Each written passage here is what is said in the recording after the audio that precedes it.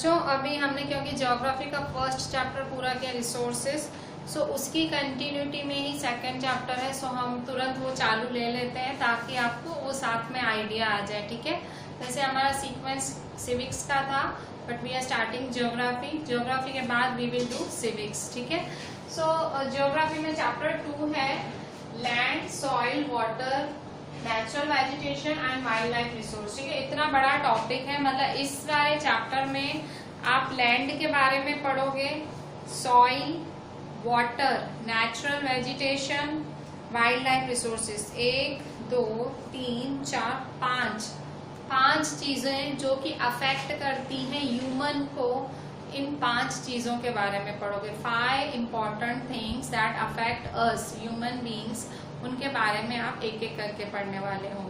So land के बारे में पढ़ने से पहले, ये चैप्टर चालू ही हो रहा है तो उसमें एक केस स्टडी दी हुई है। मतलब एक केस स्टडी में बताया गया है कि एक टंजानिया करके अफ्रीका में एक जगह है टंजानिया। अफ्रीका एक थोड़ा सा बैकवर्ड कंट्री है। सो टंजानिया, वहाँ एक जगह है, छोटा सा विलेज है टंजानिया अफ्रीका में। Mamba gets up very early in the morning to fetch water. वहाँ एक लड़की रहती है टंजानिया गांव में जिसका नाम है माम्बा, MAMBA। माम्बा सुबह जल्दी उठ जाती है और रोज वो बहुत दूर पानी भरने जाती है और उसको घंटों लग जाते हैं जाने और आने में, पानी लाने में उसे घंटों लग जाते हैं। मतलब उस जगह में पानी की व्यवस्था नहीं है। ठीक है, और she has to walk a long way and returns after a few hours. उसको बहुत लंबा जाना पड़ता है और बहुत घंटों बाद वापस आती है। She then helps her mother in the house. इसके बाद वो अपनी मम्मी को घर में मदद करती है काम में। And joins her brothers in taking care of there goats. उनकी बकरियां पाली हुई हैं, वो अपने भाइयों को उनको संभालने में भी मदद करती है। All her family owns is a piece of rocky land around their small hut. उसकी फैमिली एक झोपड़ी में रहती है, छोटी सी झोपड़ी में, और उनके पास एक ही चीज है खुद की, एक हट के बाजू में एक लैंड है, वो भी रॉकी, ROCKY। रॉकी मतलब उबड़ खाबड़ लैंड। ठीक है, मतलब खेती के लिए उतना अच्छा नहीं है वो लैंड, छोटा सा लैंड है उनके पास। Mamba's father can barely grow some maize and beans on it after toiling hard. वो लैंड रॉकी है इसलिए बहुत ही कठिन लैंड है, उस पर बहुत मुश्किल से खेती होती है। तो भी जो मम्बा का फादर है बहुत मेहनत करता है, बहुत मेहनत करके बहुत मुश्किल से वो उस लैंड पे मकई और बीन्स उगा पाता है, मेज और बीन्स उगा पाता है। This is not enough to feed their family for the whole year. ठीक है, लैंड से जो मेज और बीन्स उगाता है उसका फादर, तो लैंड इतना उबड़ खाबड़ है कि खाद उगता नहीं है। सो इनकी फैमिली को पूरा साल खिलाना पॉसिबल नहीं है। ठीक है, मतलब आप देख सकते हो लैंड भले सारी मेहनती है फैमिली, माम्बा मेहनत करती है और बकरियों की देखभाल उसके भाइयों के साथ मिलकर करती है, पूरी फैमिली मेहनत करती है, पर इनको खाना भी पूरा नहीं मिल रहा है। ये केस स्टडी है अफ्रीका की। अब दूसरी केस स्टडी सेकेंड पैराग्राफ में है पीटर की। Peter lives in the heart of the sheep rearing region in New Zealand. अच्छा, पीटर कहाँ रहता है? न्यूजीलैंड के बीचों बीच। हार्ट मतलब सेंटर रीजन में, जहां पे शीप रियरिंग मतलब जो पीटर है एक ऐसी जगह पे रहता है जहाँ शीप्स को बहुत पाला जाता है। ऐसी सिटी में रहता है न्यूजीलैंड में जहाँ शीप को पाला जाता है, उस सिटी के सेंटर में वो रहता है। ठीक है, सो वहां पे उसकी फैमिली एक फैक्ट्री चलाती है वूल बनाने की। आपने स्टैंडर्ड 7th में चैप्टर 3 पढ़ा होगा, फाइबर टू फैब्रिक, उसमें आपने वूल प्रोडक्शन के बारे में पढ़ा होगा। सो यहाँ वो शीप रेयरिंग फैक्ट्री चलाते हैं जिससे वो वूल प्रोड्यूस करते हैं। Wool every day when he returns from school Peter watches his uncle taking care of their sheep. जब वो स्कूल से वापस आता है वो देखता है कि उसके अंकल देखभाल करते हैं शीप्स की। The sheep yard is situated on a wide grassy plain with hills in far distance. अब जहाँ वो शीप रखते हैं वो लोग, शीप यार्ड जहाँ वो शीप रखते हैं वो एक ग्रासी प्लेन के बाजू में ही, डिस्टेंस पे ही है। मतलब शीप को कभी भी खाने के लिए भेजना होता है। सो शीप को बस 2 मिनट के रास्ते पे उनको खुला छोड़ देते हैं और वहां वो घास खा लेती है। मतलब प्लेन्स ऐसी जगह होती है, प्लेन्स का मतलब भाई जहाँ घास होता है, फ्लैट लैंड होता है जहाँ घास होती है उसे प्लेन्स कहते हैं। ठीक है। It is managed in a scientific way using the latest technology. जो इसके जो इनका ये शीप रेयरिंग का बिजनेस है, वो लोग लेटेस्ट से लेटेस्ट टेक्नोलॉजी, एडवांस टेक्नोलॉजी अपने बिजनेस में यूज करते हैं। Peter's family also grows vegetables through organic farming. Peter की फैमिली वेजिटेबल्स भी उगाती है ऑर्गेनिक फार्मिंग। ऑर्गेनिक फार्मिंग मतलब नेचुरल तरीके से खेती बाड़ी भी करती है और अच्छे से करती है, एकदम आराम से। शीप रेयरिंग बिजनेस भी चलाते हैं और खेती बाड़ी भी करते हैं। क्यों? क्योंकि उनका लैंड बहुत अच्छा है। ठीक है, प्लेन फील्ड है, एकदम मतलब आसान लैंड है, आराम से मतलब मेहनत करते हैं और हो जाता है। सो यहाँ आपने दो आपने केस स्टडीज देखी, एक आपने अफ्रीका की देखी और एक आपने देखी, दूसरी केस स्टडी आपने देखी न्यूजीलैंड की। ठीक है, जो अफ्रीका में रॉकी लैंड था और न्यूजीलैंड में एक प्लेन लैंड है, मतलब फर्टाइल लैंड है, तो उसमें खेतीबाड़ी अच्छी होती है। सो आप देखोगे जो माम्बा है, लड़की है, वो एक गरीब परिवार से, खाना भी पूरी तरह से नहीं मिलता है। और यहाँ जो पीटर है, पीटर जो है उसका परिवार टेक्नोलॉजी यूज कर रहा है, उनको लैंड भी अच्छा है और शीप को रेयर करना है उनको, मतलब घास वगैरह चरानी है तो बाजू में लैंड है, उसमें घास, मतलब सारी व्यवस्था है।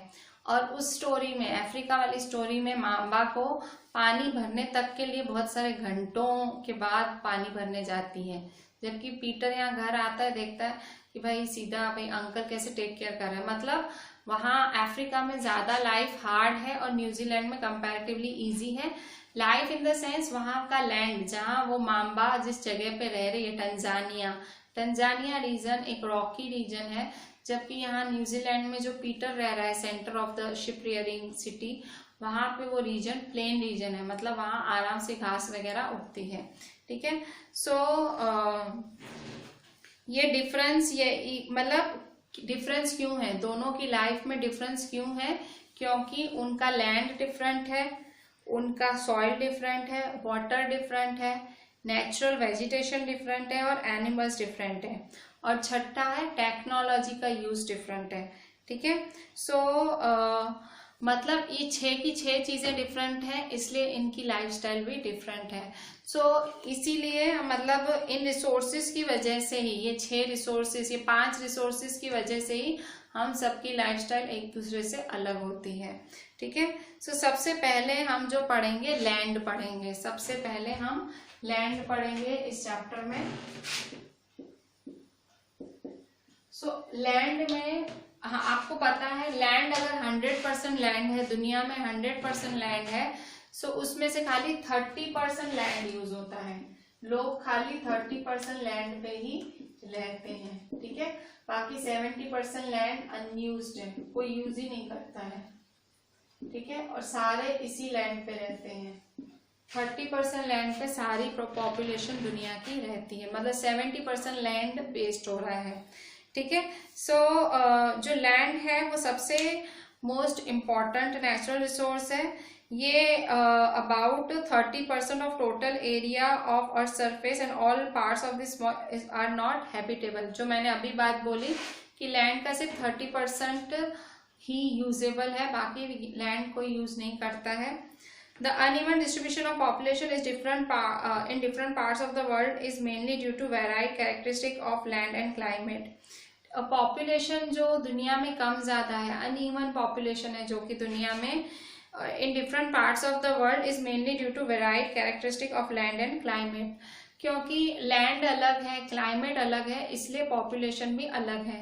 मतलब आप देखेंगे जहाँ लैंड अच्छा है वहाँ ज्यादा आबादी होगी, जहाँ क्लाइमेट अच्छा रहता है वहाँ ज्यादा आबादी होगी। ठीक है, जहाँ क्लाइमेट खराब होगा, लैंड खराब होगा, वहाँ बहुत लोग नहीं रहते हैं। ठीक है। द रग्ड टोपोग्राफी, रग्ड मतलब उबड़ खाबड़, टोपोग्राफी मतलब माउंटेन्स। ठीक है, माउंटेन्स हो सकते हैं, फिर प्लेन्स वगैरह। ठीक है, मतलब उबड़ खाबड़ topography. Steep slopes of the mountain, steep slopes मतलब या तो बहुत ऊंचा या तो बहुत नीचा। ठीक है, sharp. Low lying areas susceptible to water logging, low lying areas मतलब जब देखो पानी भर जाता हो, ठीक है, ससेप्ट मतलब हमेशा पानी भर जाता है। डेजर्ट एरियाज, या तो अगर डेजर्ट एरिया हो या तो थिक फॉरेस्ट हो, बहुत घने जंगल हो, आर नॉर्मली स्पार्सली पॉपुलेटेड और अनइनहेबिटेटेड, मतलब इन जगहों पे लोग कम रहना पसंद करते हैं। कैसी जगहों पे? डेजर्ट एरियाज, फॉरेस्ट एरियाज, ऐसी जगहों पे लोग रहना पसंद नहीं करते हैं। लोग कहाँ रहना पसंद करते हैं? Plains and river valleys offer suitable land for agriculture, hence these are the densely populated areas of the world, ठीक है। प्लेन्स और प्लेन्स क्या होता है? प्लेन्स का मतलब फ्लैट लैंड, जहाँ पे ग्रास वगैरह अच्छी उगती है, वेजिटेशन है। So plains and river valleys offer suitable land for agriculture. So इनकी एग्रीकल्चर अच्छा होता है इनकी वजह से, इसलिए प्लेन्स और रिवर वैलीज में लोग ज्यादा रहना पसंद करते हैं और फॉरेस्ट वगैरह में नहीं रहते हैं, ठीक है। सो आंसर लिखें, एक क्वेश्चन लिख लें दो। पहला क्वेश्चन,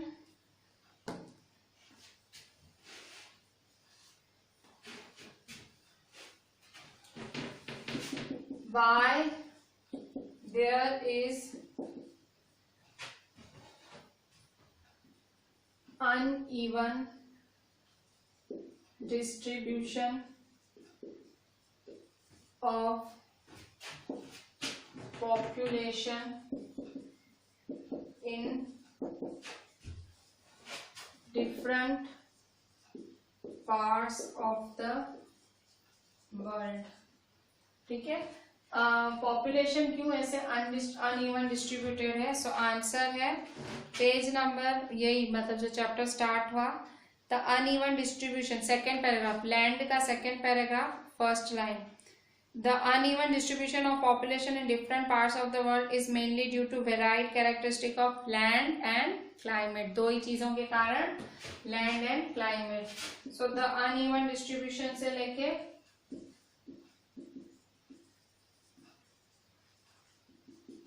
land and climate, ठीक है। फिर next question, which areas of land are sparsely populated or uninhabited? sparsely मतलब कम संख्या। which areas of land are sparsely populated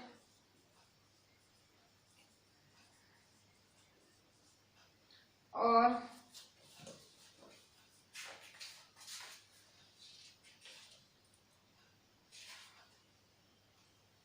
which areas of land are sparsely populated or uninhabited?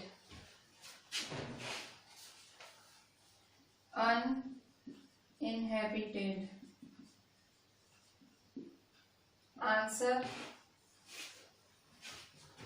कौन सी areas? So answer लिखेंगे, chapter चालू हो रहा है वहीं पे आंसर है, लास्ट की दो लाइनें, ठीक है। The rugged topography, the rugged topography